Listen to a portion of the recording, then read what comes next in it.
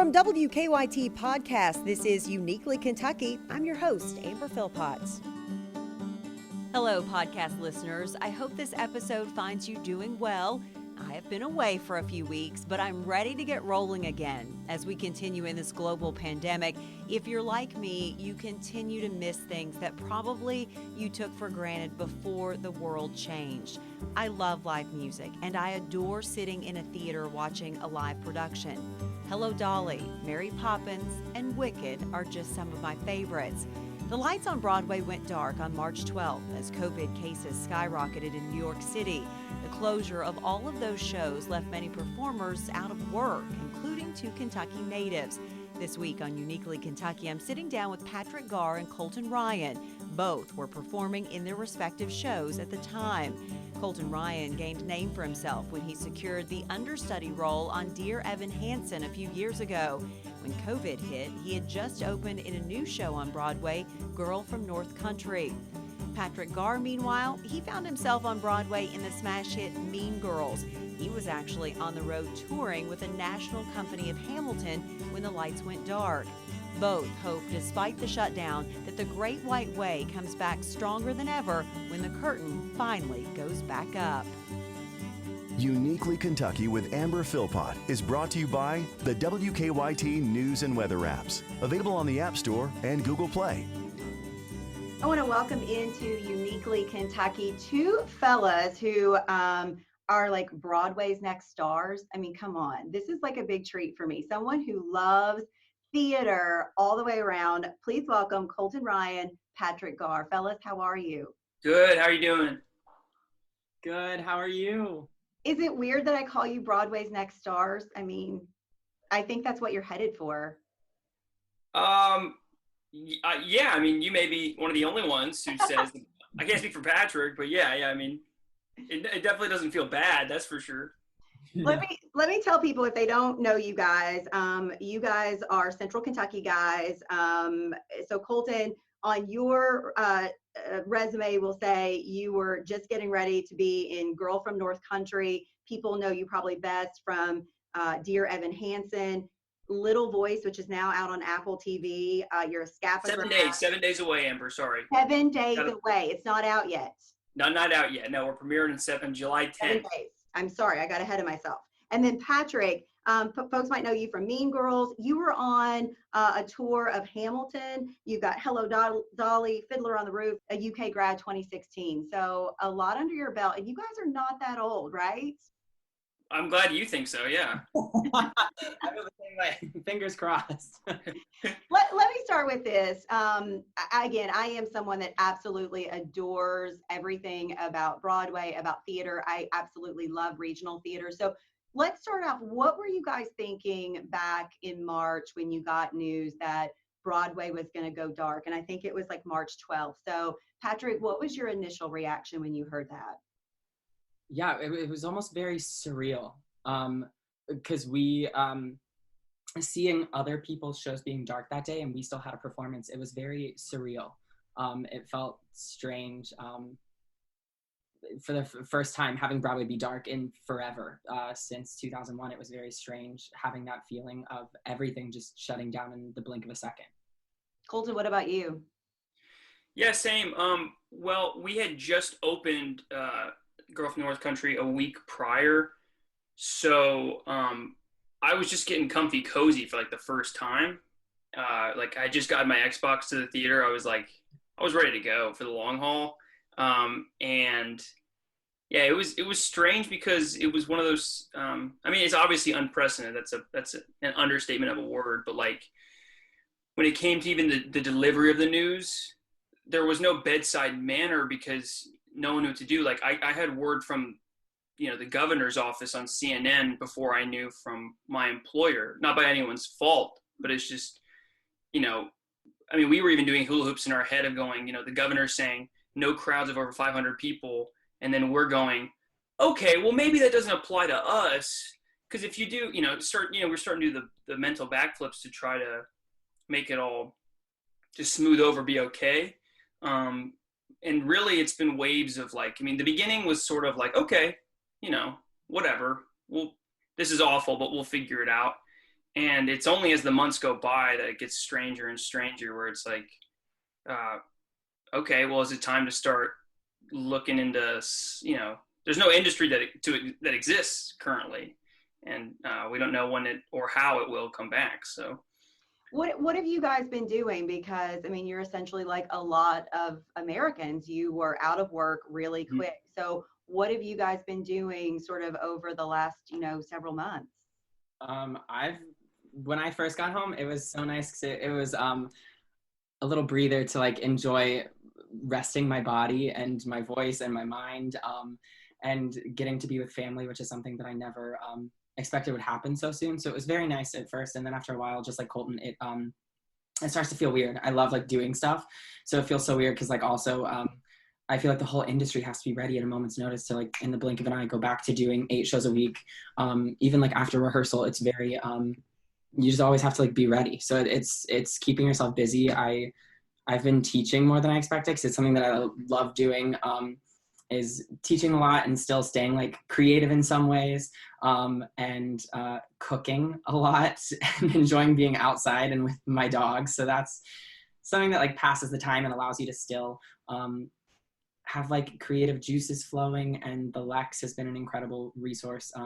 I've been teaching for them with Lindy and Jeremy, and it's been a joy to see how many people like going into a Zoom room are just so excited, even with like no future of knowing, am I going back to school in person? I'm a freshman in college and I haven't even started, and I chose my university, and then I don't even know if I'm going to have get my BFA in musical theater in person somewhere. It's a very strange feeling. So it's cool to be able to still have an industry where the basis of what we do brings people together and allows this time to be a little more gentle and still exciting, to find ways to still be like an ongoing student of learning everything that we can, and supporting each other during this time as well. That makes my heart so happy, because knowing that you folks are really excited to get back, because I'm excited to be able to be back in a theater and to be able to see shows again. So that'll be great. Colton, what have you been up to? What are your days filled with? That's the $1 million question, isn't it? Still figuring that one out, how to fill them. Yeah, at the beginning, I was in New York for a bit. I'm almost like 99.9% positive I had the virus in the beginning. It was kind of passing around the community like gangbusters, and I had a bunch of the symptoms, so I was really wary of coming home, but it just kind of seemed after a while not feasible to stay. And at the beginning of the time I was here, it was really nice. My mom had a lot of home improvement projects to keep me busy, and I built, this is like an anti-room in her home that I've co-opted into my own studio space. So yeah, that's been the kicker, is trying to remain calm and stay or try to motivate myself to be creative without being incentivized to be creative. It's a much harder thing on your own. But then, yet, it might sound cliche, but there is this like need inside you to do something that is outside of normal reality. That, at least once a day, something that is outside of the box. But getting the gumption to do that takes that's a lot of. Takes its own gumption, right? Yeah. You actually ever tested for COVID-19, or are you just pretty sure you felt like? No, I didn't test at the time because it was just so limited, and this was like real early days, and I really didn't want to go to any sort of doctor's office. I was just scared like everybody else. I got tested last week here at the amazing drive-through one through Kroger, BCTC, and good news, it was a no, so that's good. No, I didn't get tested at the time, but there was like 8 or 9 of us in the cast who all had the same symptoms. I still have some lingering symptoms. My smells centers are still wildly wrong. I smell all these weird smells that don't exist all the time. It's very minor in comparison to what other people go through. But it's very real. It's just strange. as excited as you both are to get back to work, obviously when you go back, it's a huge cast and crew and a ton of people together. Do you worry, either of you, about kind of being back? And as you said, it was kind of running rampant maybe before. Do you worry about that going forward once we get back to where you guys can get into a theater? Yeah, I mean, I worry about others. I don't worry about myself so much. I mean, I was actually in a cast that was uniquely pretty diverse when it came to age range, and I remember when we closed down, it almost felt late almost because there was so much buzz. Even at our opening night party a week prior, like I've never seen a party that didn't go till like at least 2, but no one wanted to be in that tent for too long because all the murmurs were like, it's here, it's here. Don't be with a large group of people. So I don't worry about myself, but there's a couple older members of the cast that and they don't worry, but it's just a respect thing of, and from a purely practical standpoint, anytime I've had to do anything small, like a video or sing something here or there, I mean, I am nervous because you get out of practice. It's like, it's hard to kind of convince yourself like that what you need to be doing is worthwhile. And especially when we do it at that level again, it's going to be, I mean, we will need to rehearse. I'll tell you that much. Patrick, what about you? I feel very similarly. It's so fascinating that just like Colton said, you get out of practice really fast. Like your muscles atrophy so much quicker than they build up, and it's insane that you think about like how many hours and how much effort goes into all this. And like it took me like 6 weeks to learn the show, so it's crazy like going back into it.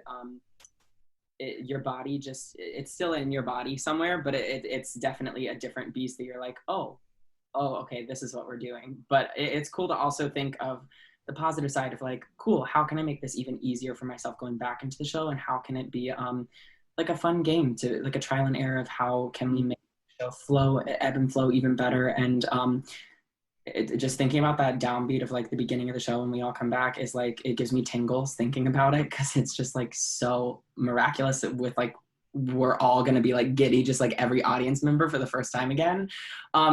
But it is worrisome because I think it was different.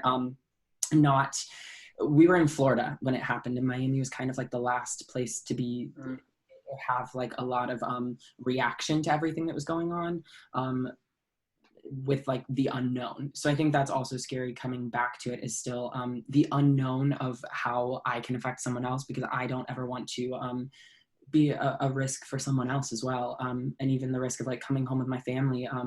I had no clue if I'd had it. I was tested when I got home. I had the antibody test and mine came back negative, but I know a bunch of people who I've been around have had it. So I definitely have been exposed. But it was very, it was like culture shock at first, because you're in like a groove and a routine.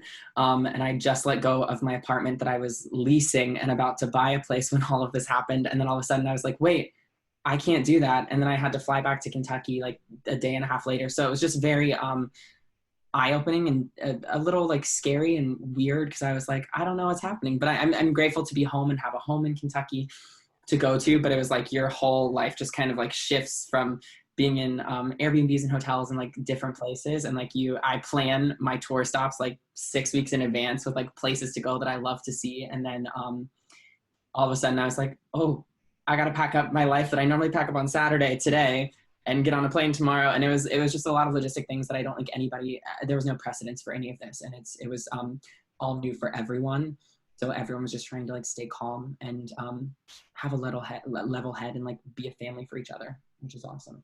All right, we got all the heavy stuff out of the way, talking about COVID-19 shutdowns. Let's talk about you guys and the show. So I'm going to start, I guess, Patrick, I'm going to start with you. So you get a call that you're going to be a part of Mean Girls. I mean, everyone I know talks about that show. What was that moment like to know that you were going to be a part of something? And did you know that it was going to be so wildly popular? Did you have any inkling that it might be?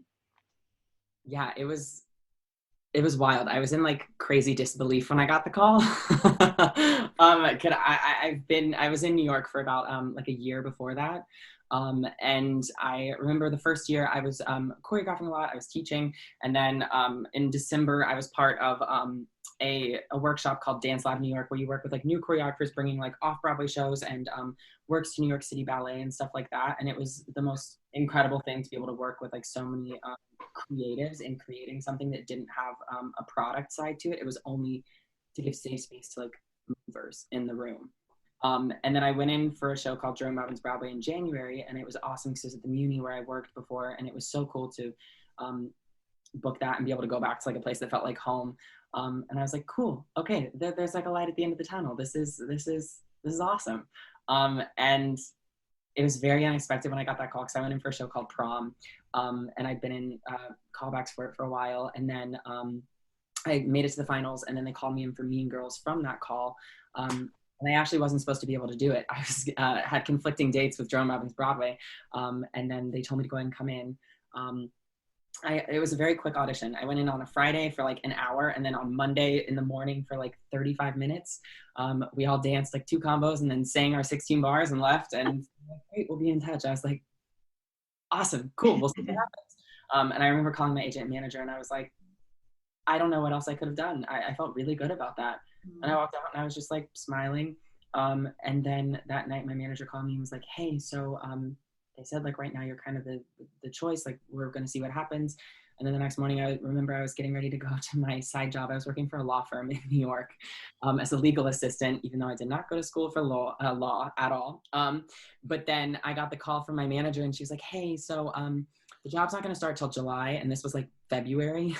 And she's like, but they sent me a memo, and I just want to let you know, like, welcome to your Broadway debut as the Vacation Swing and Mean Girls. And I like broke down on the street. I think I didn't talk for like 30 seconds. And my manager was like, Patrick, are you there? Are you there? And I literally ran inside and I was like, I'm not going to my side job today. I'm going home. I'm so happy. And she totally understood. She came and saw me in like shows, which was so awesome. She was like, take it. And she was so sweet and like so supportive. But it was crazy because I went to see like opening on Broadway, and you go to it and you like dress up and it's like a whole evening, and I saw the show opening night. And it was just like, I was in tears because I was like, this is so cool that we get to do this. And I hope that this happens one day. And the next thing I knew, I was getting like an email from the stage manager, like, come to the theater, to the stage door of our Broadway theater and get your script stuff. And I was like, oh my God, I think I'm gonna cry. It was so cool, just like picking up my script and walking down the street, and I couldn't tell anyone until the day that I started rehearsal. So I was like having to hide my book in my backpack and like walk down the street so nobody knew what was happening. And everyone was like, why aren't you auditioning? And I was like, well, no reason. I'm just like taking this. I love everything about that. That makes me want to cry. That's an amazing story. That's awesome. So you were with Mean Girls for how long? 6 months. 6 months. Awesome. And then, Colton, I'm not leaving you out. I'm just going to go ahead. No, this is thrilling. Please keep going. So on Hamilton, you were kind of on the national tour, and I read somewhere where like you were on the stage for like 2 hours and 45 minutes of like the 3-hour show. That's incredible. I mean, Hamilton has become this huge. I mean, it's now out on Disney Plus, and I would imagine that Mean Girls was an amazing experience, but then being able to take Hamilton across the country had to be really special. Yeah, it was such a last minute thing that I was almost in disbelief. It happened so fast. I remember actually seeing Colton at this is wild.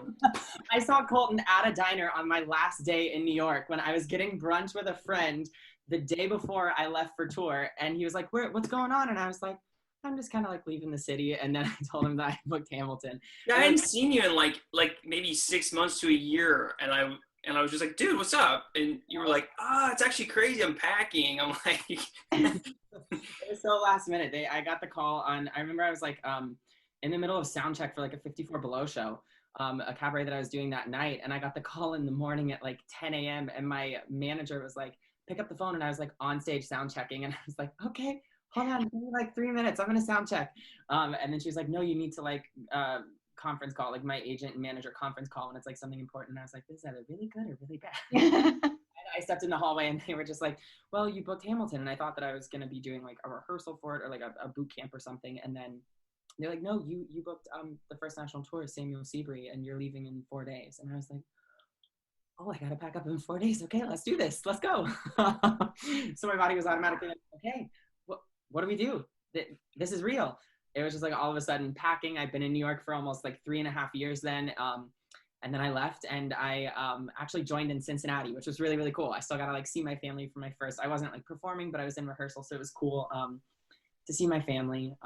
They drove up and like said hi just for like a brand new thing. I'd never been on tour.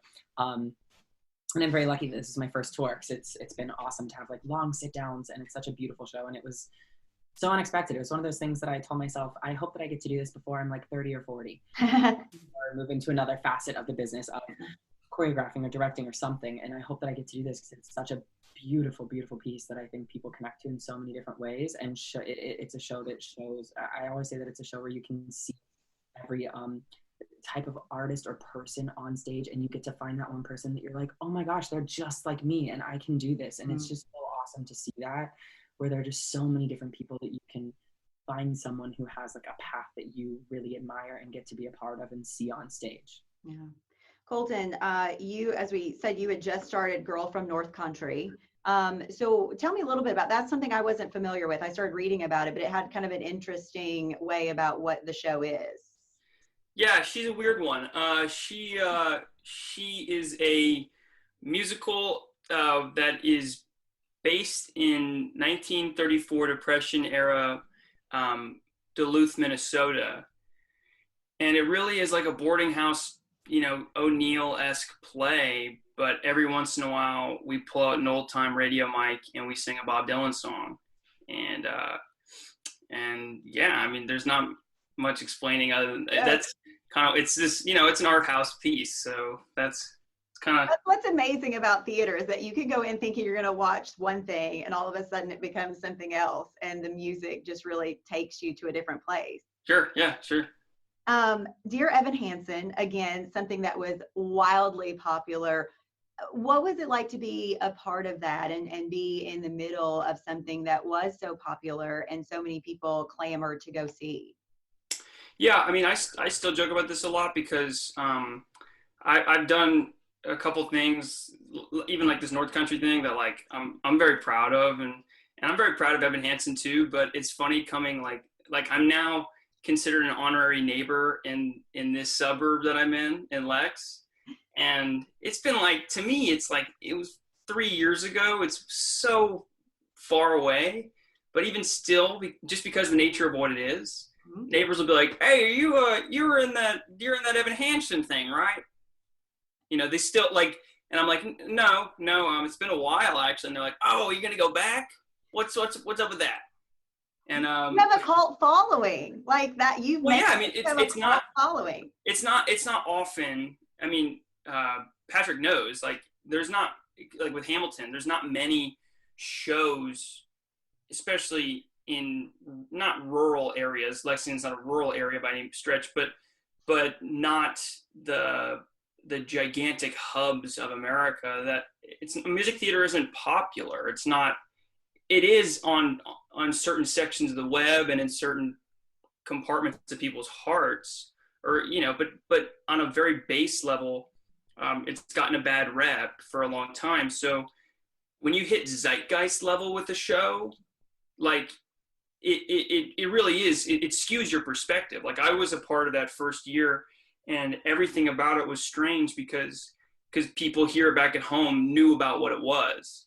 It wasn't like, a show that, there's many great shows that open and your dreams come true and they close before the Tonys, and no one hears about them except for in the history books.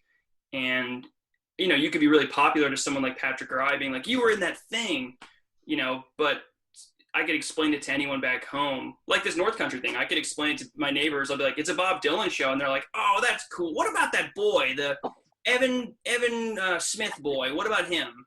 It's always like that. And it's kind of an amazing thing. That's the thing. They still know, right? No, yeah, I know. That's the thing. I mean, it's awesome. Like, what a crazy reach, especially for an art form that happens all over the country, but for the most part has the most concentration within like 4 city blocks. You know what I mean? So to reach that far, it's honestly anything I've ever done since. It's the greatest blessing and curse of my life because it's all connected to it. Because I was one of the kids who was in the cast, so it was like, you know, even as the fringe, as the understudy to the guy Ben, it would be like, oh my God, you're the number 2. You know, it was like there was enough of that to generate enough buzz to let me thankfully go to the next thing, which it doesn't always happen, and like you can't ignore how cool or singular that kind of thing is. I love in the acting world that you can still be the number 2 guy or gal and still be like super like cool, still super appreciated, you know?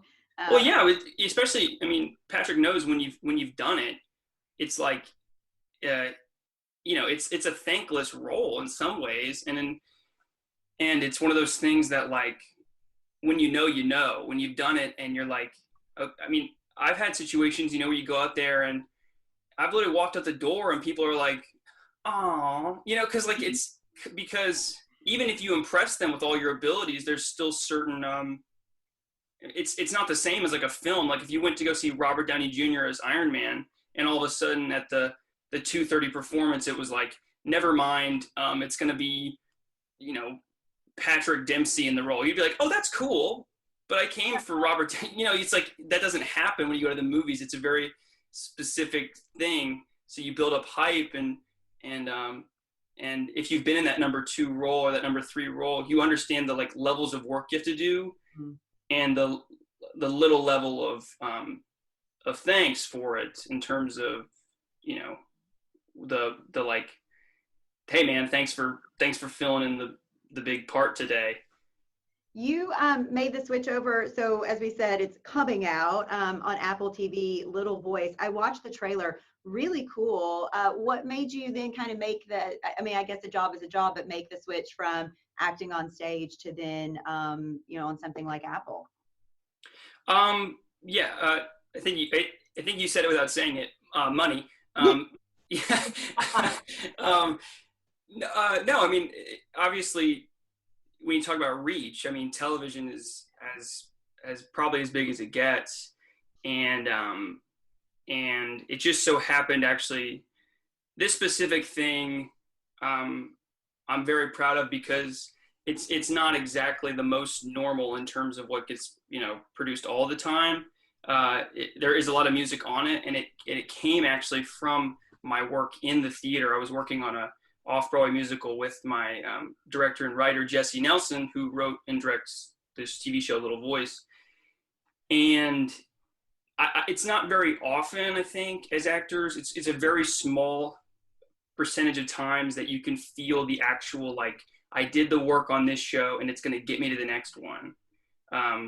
Or even better, it's like, I'm going to go straight into the next one. Because sometimes things pay off, but it's 10 years down the line. And I was shocked, but like the collaboration we had, me and Jesse, it was just one of those things. We were like, you know what, let's just like keep the good times going. I got this TV show. It's going to include singing. It's going to be Sarah Bareilles writing the music. You're going to want to be a part of this. I was like, yeah, of course I want to be a part of that. So yeah, it was like a no-brainer in terms of just like all the people involved and you know, like I said, like being able to come home here and being able to say, instead of people saying like, oh, are you gonna be in that Dear Evan Hansen thing? I'd be like, no, but you can check out this, you know, there's something else. Yeah. That was really exciting to me because I'm always really proud to come back here and talk about here and, you know, all those things. So. You guys are so great to give me some time, so I'm not going to keep you much longer, but I do want to do kind of like a rapid fire. Okay. When did you each know that acting, singing, dancing, it was for you? I want to hear Patrick's because I just saw him in a video. I just watched Into the Woods the other day, you and I. So I need to hear what your answer is first. Oh my God, that show. I love that show. That's still one of my favorites. I actually had a very defining moment. I've been dancing since I was 3. Yeah. Through Scapa, went to UK for it. But I think I was always on the fence of like, do I need to go into the real world or not? Like, how can I make money? How can I do this? And I was considering being either a physical therapist or aviary vet for birds on the other spectrum because I was in school for pre-engineering, or doing theater and dance. So I remember going to the 2012, it was the year after I went to GSA, it was 2012. I went to the iTheatrics Junior Theater Festival. And when I was there, we like go and like you bring a junior musical and like have like 15 minutes of it or something and get adjudicated. And then we went on and they were just so complimentary, and they were like, please don't ever stop doing this. And I was like, oh my gosh, I can actually do this. And I had a moment and I was like, I think I want to do this. I remember sitting in the car on the way home from Atlanta to Lexington, and I told my mom, I was like, I'm going to do this. I'm going to make this happen. And then I knew that this was, it was always the thing in my life that like made me the happiest, and that I knew that I could bring other people joy. Colton? That's amazing. Yeah, mine's similar, if not almost the exact opposite. I went to GSA as well. Also, shout out, both Patrick and I went to Scapo, which I don't speak for him, but we both love a lot. And is honestly the more umbrella of like, that's why I do what I do. But the specific moment was at GSA. I remember going there and honestly thinking I was like, that my stuff don't stink a little bit at that time. I was like a sophomore in high school. I was like, yeah, okay, I got this. And I got there and I auditioned for all the big solos and the ensemble numbers, and I didn't get anything at all. And it made no sense to me because it was all I liked to do. And I had never been very good with discipline in terms of school. And all of a sudden, when I got back, actually, Patrick and I, we did Into the Woods at school that fall semester. And I have never worked so hard at anything in my life up until that point. And I was like, I never wanted to be respected at anything in my life until then, when I realized I was like, no, it was the fact that I didn't receive any solo or anything like that. It didn't matter. It just was that no one thought of me or respected me enough to do that at the time. And it's because I didn't respect myself. And once I turned around, I was like, yeah, no, there's no question. Also, I wasn't good at anything else. So I was like, oh God, this better work. Yeah, I only know how to talk for a living. I can't do anything else. So I don't know either. We're running out of time, it tells me, because apparently we haven't upgraded to the more than 40 minutes here at the station. Great. Most embarrassing moment thus far? Like in the theater or like in life? In a show. Maybe you haven't had it, and that's an amazing thing. Definitely have had like 7. Okay. Sure. How about the top one then? When you're a swinger understudy, you have several because you know so many tracks and so many things that they blend together. I debuted 6 out of the 7 Mean Girls, and I remember going on, I had 2 weeks on contract in the first bit of my contract, and I went on for 1 track for like 5 days that first week to like get it in. It was my first track. It was great. Then I debuted 2 the next week and the same week, and I went on for the 3rd. And I remember nobody told me in Mean Girls at one moment that one of the girls slides the cafeteria trays that are like 12 stacked on top of each other at you. And when she like gets on the table in this like slow motion moment and meet the plastics. And I was like, she kept looking at me like, are you ready? Are you ready? And I was like, why is she looking at me like that? And nobody told me, because you don't see it on the video, and it's like a tap in the video archive, and then it just goes boom. And it was literally when Regina was singing, and Taylor Louderman is a goddess and I love her, but it just goes and I was like, oh my God, I'm picking up so low. And I had a heart attack. And I got off stage and looked at our stage manager. She's like, it's fine, you had no clue. It was just terrifying, but it happened. Yeah, you made it, you lived. Colton? The only one that comes to mind right now is one time when I was on for Evan and Evan Hansen, and there was like a big moment, not to spoil it, but come on, it's been like 3 years now, so I get it now.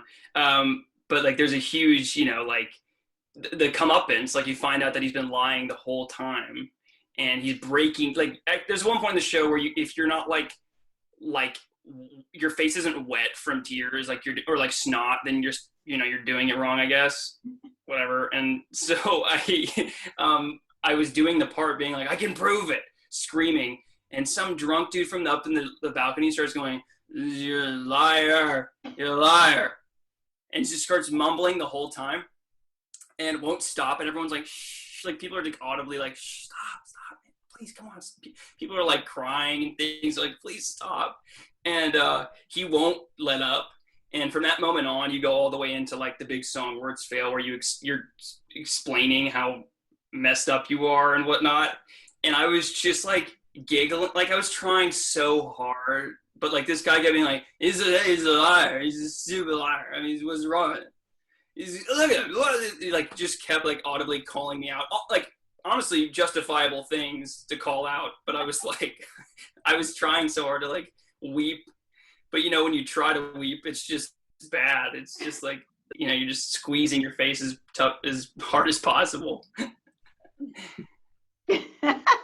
Sorry.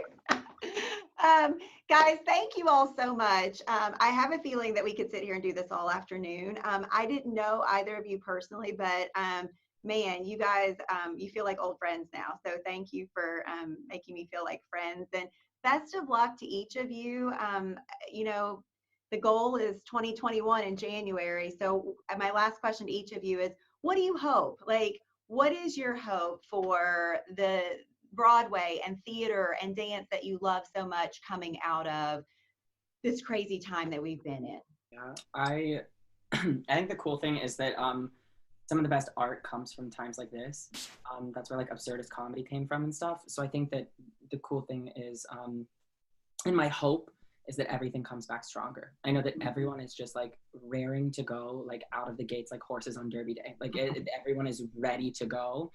And that energy, not only on stage, but the cool thing is the connection with the audience is the best part about every show, is that we then feel like an audience, like that kid again, and feeling that electricity is just going to be even stronger than it ever was before. Yeah, my hope is also a little bit of my worry is that, you know, I think it's clear to everyone that like the arts are often an undervalued or thing in terms of budgeting, prioritization, etc. And so I think this will be a crux point. It'll be very easy for people to go, oh, well, we've been doing this at home. We've been watching shows and stuff and not considering it art, quite frankly, or entertainment. And well, what if this was the time, you know, we keep slashing the budget on these theaters and these schools. Why don't we just, you know, cut it away then totally? So I hope as artists, we get our shot to kind of like what Patrick says, stronger is a good word, but also just a little more defiant in terms of going, hey, culture is not dead. It won't die. It can't. And one way of doing that is theater. Theater is democracy on stage. It's one person's opinion and then someone else's and it just goes back and forth. And we can't let people acknowledge the absence of it as a positive or as this should be the status quo. Colton Ryan, Patrick Garr, I really appreciate your time. Best of luck. Fingers crossed for 2021. Fellas, I appreciate your time. Thank you so much. All right.